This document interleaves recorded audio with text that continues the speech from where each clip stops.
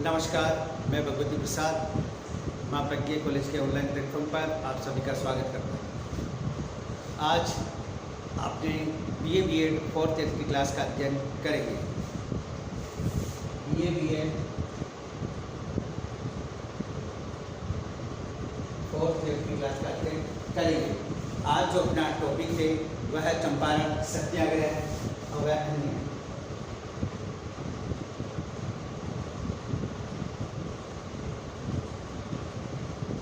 चंपारण सत्याग्रह। Clear बच्चों, BA B.Ed fourth year की ये क्लास है और आज अपना जो टॉपिक है चंपारण सत्याग्रह और अन्य जो गांधी जी द्वारा जो आपके टॉपिक में क्लास के टॉपिक में आए हैं उनका विस्तृत रूप से अध्ययन करेंगे। ये BA B.Ed फोर्थ ईयर की फर्स्ट पेपर की क्लास है, तो आप ध्यान दीजिएगा। आपका जो टॉपिक है महत्वपूर्ण टॉपिक है उस पर। गांधी जी भारत के उन कुछ चमकते हुए सितारों में से थे जिन्होंने राष्ट्रीय स्वतंत्रता के लिए अपने पूरा जीवन अर्पित कर दिया। एक राष्ट्रीय एकता के लिए अपने जीवन का बलिदान कर दिया। इसी कारण गांधी जी एक महान व्यक्ति थे और भारत के राष्ट्रपिता की संज्ञा से उन्हें उपाधि दी गई थी, जो बड़ा ही महत्वपूर्ण।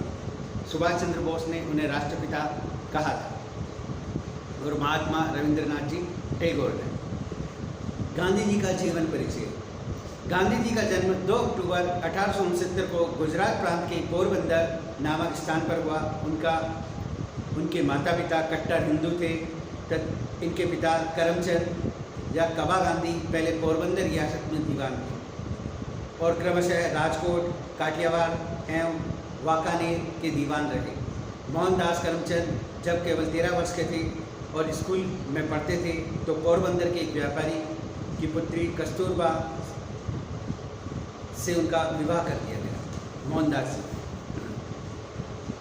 वर वधू की अवस्था लगभग समान थी। दोनों 52 वर्ष तक वैवाहिक जीवन बिताए।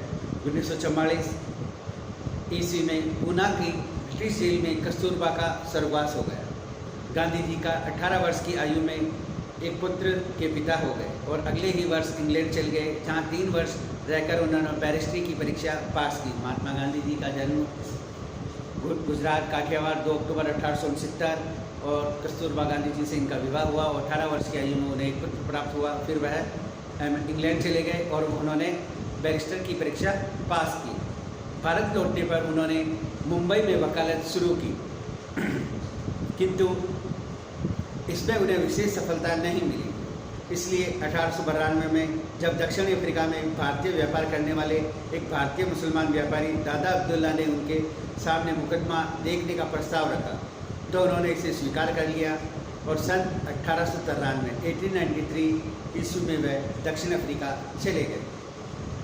वहाँ पहुँचते ही उन्होंने अफ्रीका में भारतीयों पर किए जाने वाली कटु व्यवहार का अनुभव प्राप्त किया था।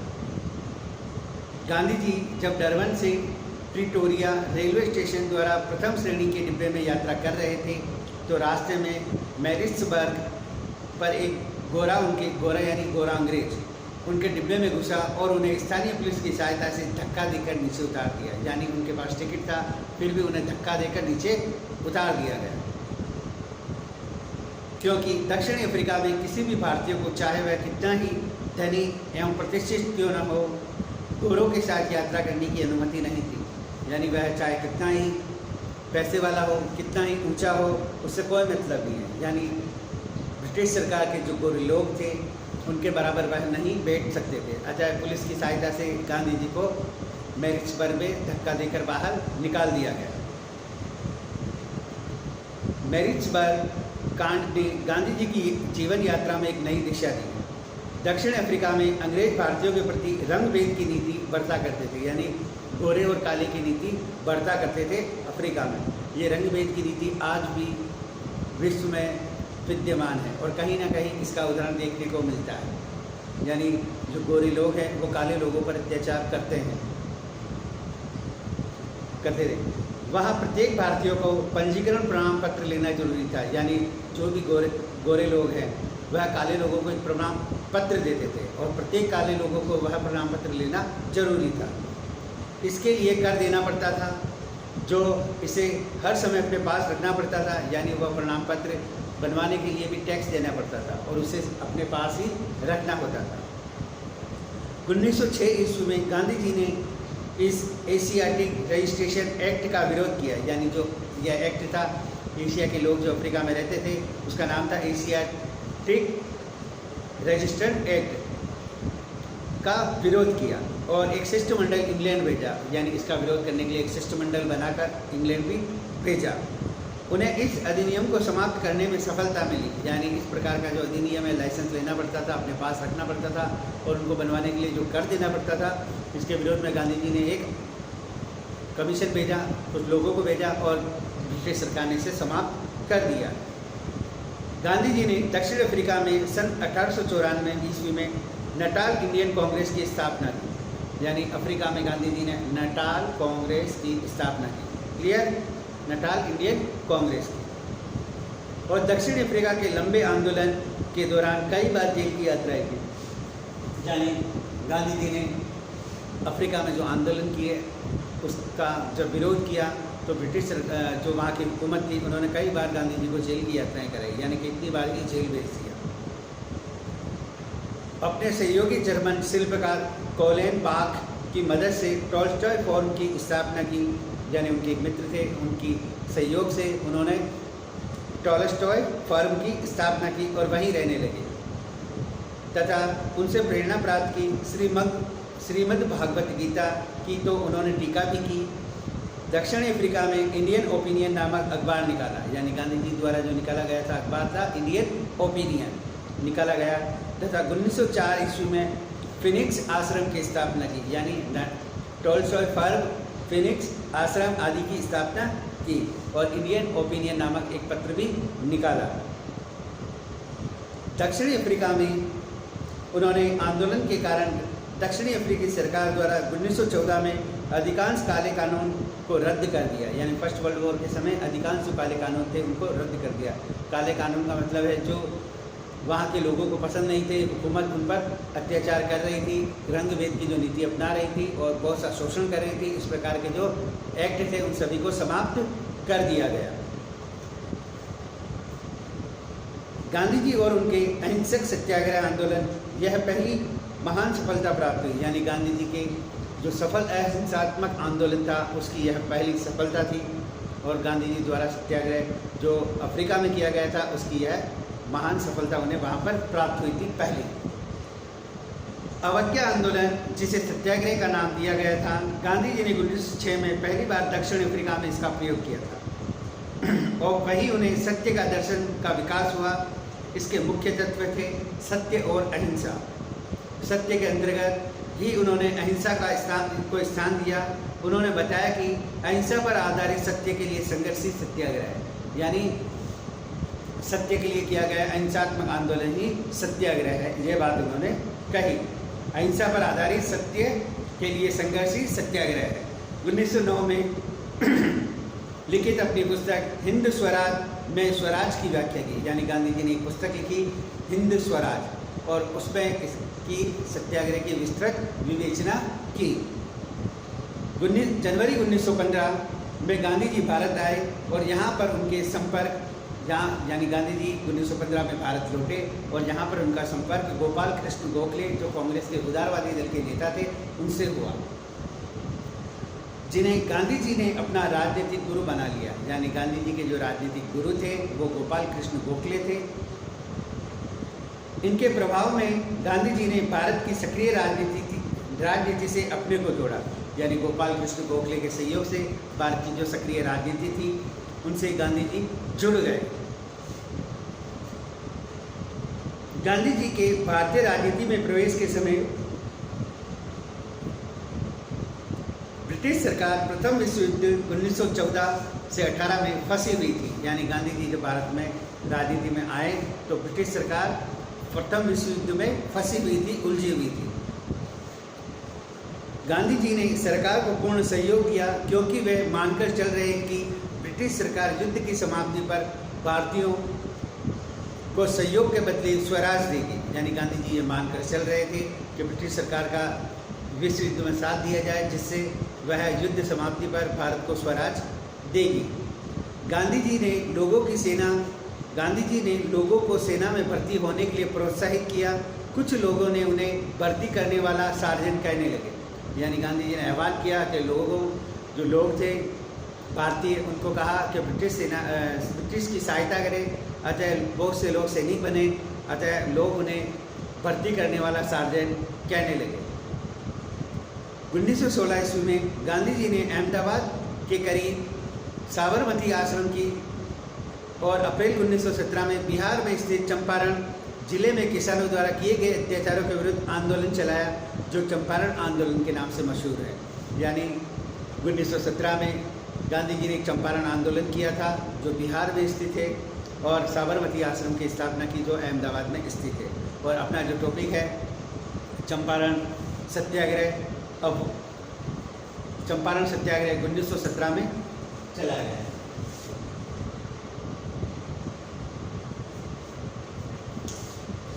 गांधी जी ने सत्याग्रह का पहला बड़ा प्रयोग 1917 में बिहार के चंपारण जिले में किया। चंपारण बिहार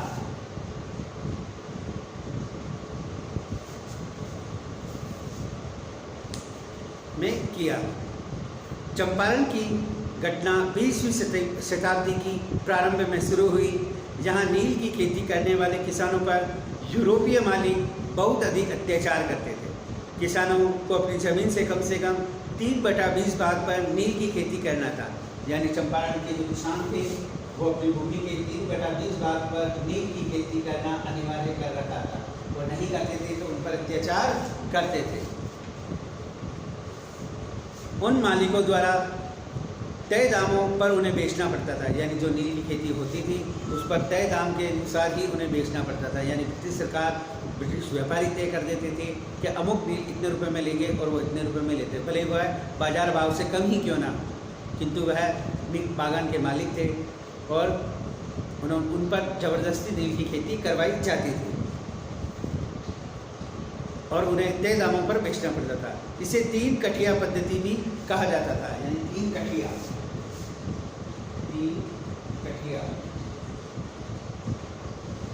भी कहा जाता था। यानी 3/20 भाग पर नील बोना अनिवार्य है। इस पद्धति को 3 कठिया पद्धति भी कहा जाता है। 19वीं शताब्दी के अंत तक जर्मनी के रासायनिक रंगों ने नील बाजार को लगभग समाप्त कर दिया। यानी 19वीं शताब्दी के अंत में जर्मनी ने रासायनिक रंगों का उपयोग लाना शुरू कर दिया और विश्व को निर्यात करने लगा, जिससे नील के बाजार लगभग समाप्त हो गए। यानी अब नील की इतनी आवश्यकता नहीं पड़ी। चंपारण के यूरोपीय नीले अपने कारखाने बंद करने के लिए बाध्य हुए। इस कारण किसान भी नील की खेती से मुक्ति चाहते थे। अंग्रेजी नीलों ने इनका फ़ायदा उठाया और उन्हें अनुबंध से मुक्त करने के लिए लगान और अन्य गैरकानूनी करों को बढ़ा दिया। यानी जो नील के कारखाने बंद हो रहे थे, किसान भी ये चाहते थे कि ये बंद हो जाए, किंतु इस जो नीति है इसका ब्रिटिश व्यापारियों ने फ़ायदा उठाया और उन पर लगान बढ़ा दिया। 1917 ईस्वी में चंपारण के एक किसान राजकुमार शुक्ल, चंपारण का एक किसान राजकुमार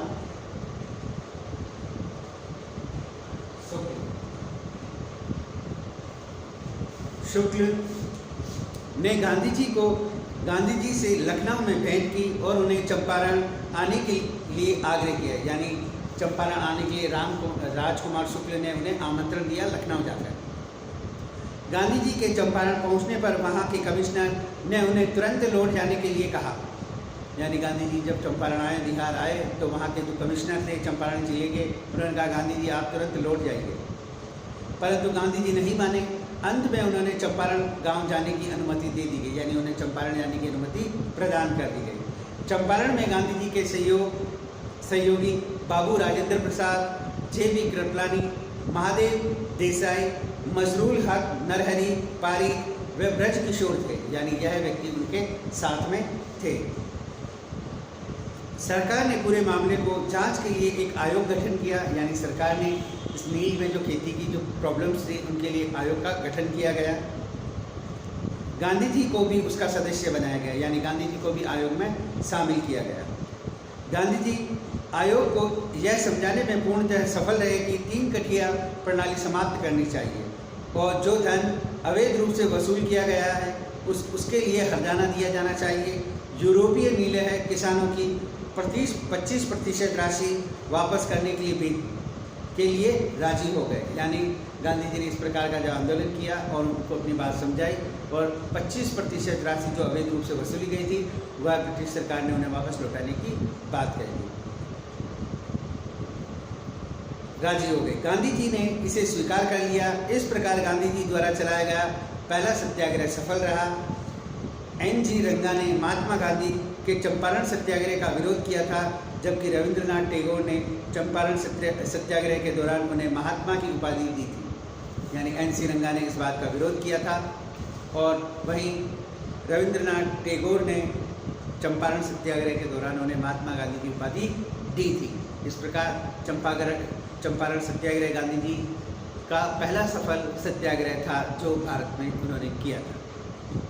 इसी प्रकार अहमदाबाद का मजदूर आंदोलन, यह हो गया चंपारण सत्याग्रह। चंपारण बिहार, वहाँ पर 3 कठिया पद्धति का विरोध हो रहा था। अतः वहाँ पर राजकुमार शुक्ल जो एक किसान थे उन्होंने गांधी जी को लखनऊ में इन्वाइट किया। गांधी जी अपने कुछ सहयोगी के साथ लखनऊ पहुँचे और ब्रिटिश सरकार ने एक आयोग बनाया जिसमें गांधी जी को भी रखा और उन्होंने ये बात साबित की कि उपयुक्त जो कर लिया जा रहा है वो गलत है। तो गांधी जी और उनके जो आयोग ने रिपोर्ट दी उसके अनुसार 25% मुआवजा वापस देने की बात कर दी गई थी। अतः यह पहला भारत में गांधी जी का जो सत्याग्रह था वह पूर्णतः सफल रहा। अब अहमदाबाद मजदूर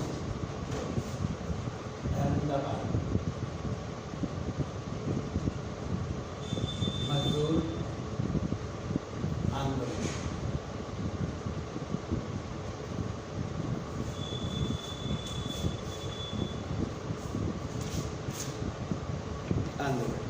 1918, वो 1917 है, 1918 1918।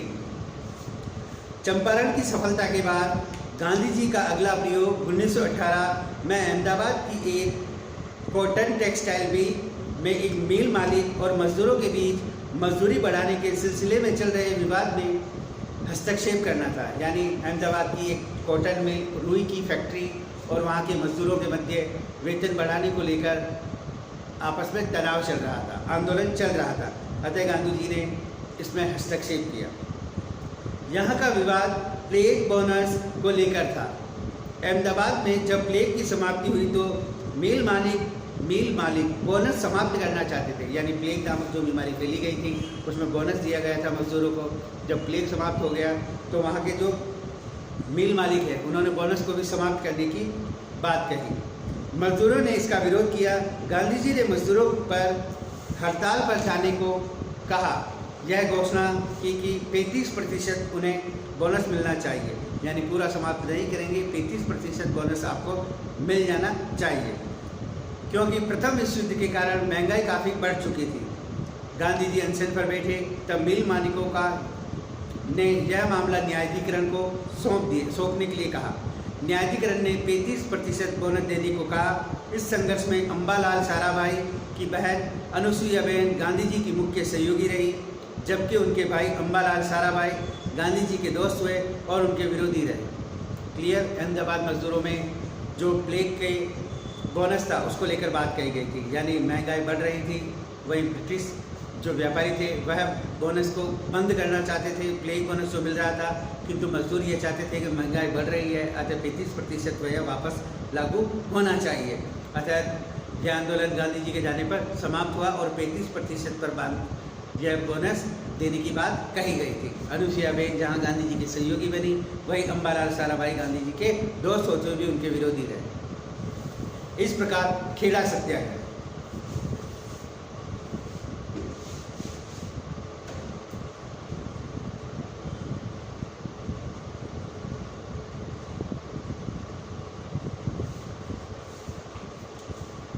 खेड़ा सत्याग्रह 1918।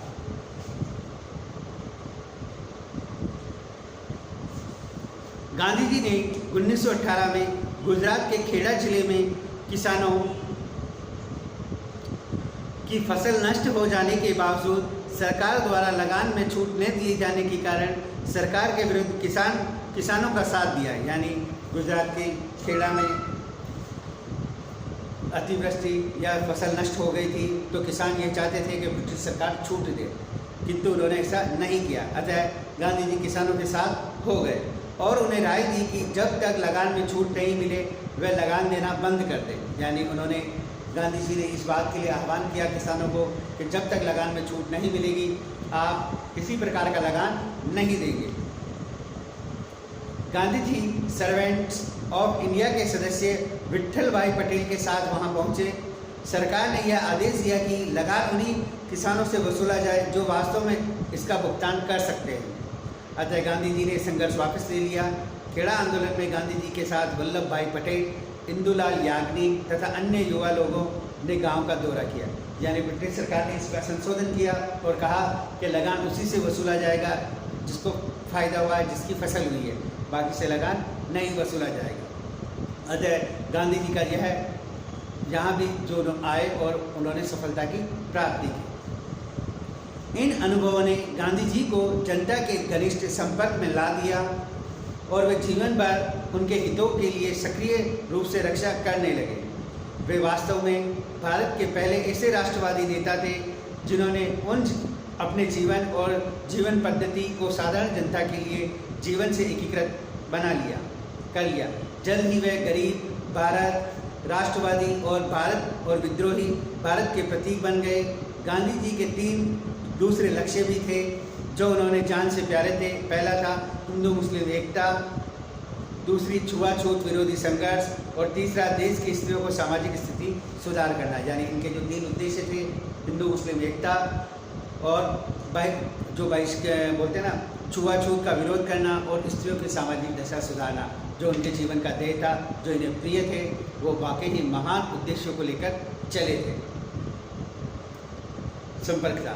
अपने राजनीति के प्रारंभिक दिनों में गांधी जी ने ब्रिटिश सरकार के संवैधानिक सुधारों की प्रक्रिया की प्रशंसा की, किंतु 1919 के जलियांवाला बाग हत्याकांड और गांधी जी का दृष्टिकोण पूरा बदल दिया। यानी रोलेक्ट एक्ट में जो पंजाब के अमृतसर में बैसाखी के दिन 13 अप्रैल 1919 को जलियांवाला बाग में जो सैफुद्दीन किस्लू और गांधी जी को गिरफ्तार कर दिया गया था और उन्हें कहाँ भेज दिया गया था पता नहीं था। इसकी एक सभा हो रही थी जलियांवाला बाग में, तो वहाँ पर कर्नल और डायर ने मशीन गनों के साथ पहुँचे और उन निहत्थे लोगों पर उन्होंने गोलियाँ चला दी। इस दृश्य को देखकर, इसकी घटना को सुनकर गांधी जी को बहुत दुख हुआ और वो ब्रिटिश सरकार के जहाँ सहयोगी थे और वहाँ वह असहयोगी हो गए। अतः गांधी जी ने इसके बाद असहयोग आंदोलन किया। असहयोग आंदोलन जिनमें गांधी जी ब्रिटिश सरकार के सहयोगी से असहयोगी हो गए और गांधी जी ने अपनी कुछ मांगे रखी तो वह ब्रिटिश सरकार ने नहीं मानी, किंतु असहयोग आंदोलन उत्तर प्रदेश के चोराचोरी नामक जगह पर पुलिस वालों को जिंदा जला दिया गया। अतः यह आंदोलन वापस ले लिया गया। उसके बाद गांधी जी भारतीय राजनीति में सक्रिय हो गए वापस। फिर उन्होंने गोलमेज सम्मेलनों में भाग लिया, फिर सविनय अवज्ञा आंदोलन भी चलाया और आगे जाकर उन्होंने व्यक्तिगत सत्याग्रह, फिर भारत छोड़ो आंदोलन कर भारत को स्वतंत्रता दिलाने में अपनी महती भूमिका निभाई थी। क्लियर? तो इस प्रकार आपके सामने मैंने गांधी जी के जो छोटे छोटे आंदोलन थे, किसान विद्रोह थे, वो आपके सामने मैंने रख दिए। अतः स्पष्ट रूप से यह कह सकते हैं कि गांधी जी ने देश की आज़ादी की में अपनी महती भूमिका निभाई थी और उनके चंपारण किसान आंदोलन 3 कठिया पद्धति पर जो आधारित व्यवस्था थी, रामचंद्र शुक्ल के बुलाने पर वह वहाँ गए थे और 3 कठिया प्रणाली को उन्होंने समाप्त करवाया। इसी प्रकार खेड़ा में गए और वहाँ पर करने देने की बात कही और वह सफल बना। इसके साथ ही अहमदाबाद के मजदूरों को प्लेग बोनस जो समाप्त किया गया था उसके विरोध में 35% उन्हें प्लेग का बोनस दिलवाया। अतः उनके जो प्रारंभिक सत्याग्रह के जो मंत्र थे वह भारत में सफल रहे। अतः हम निश्चित रूप से ये कह सकते हैं कि गांधी जी ने चंपारण चंपारण, अहमदाबाद और खेड़ा सत्याग्रह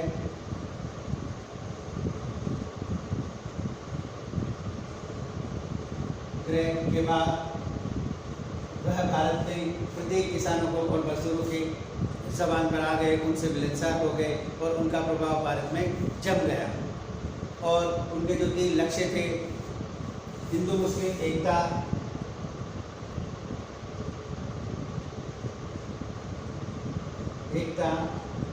छुआछूत विरोध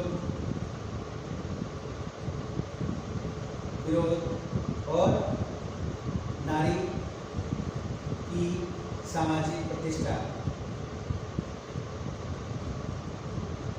नारी का सामाजिक सुधार या स्थान, ये इनके जो लक्ष्य को लेकर चले थे, उनमें उन्होंने सफलता प्राप्त की।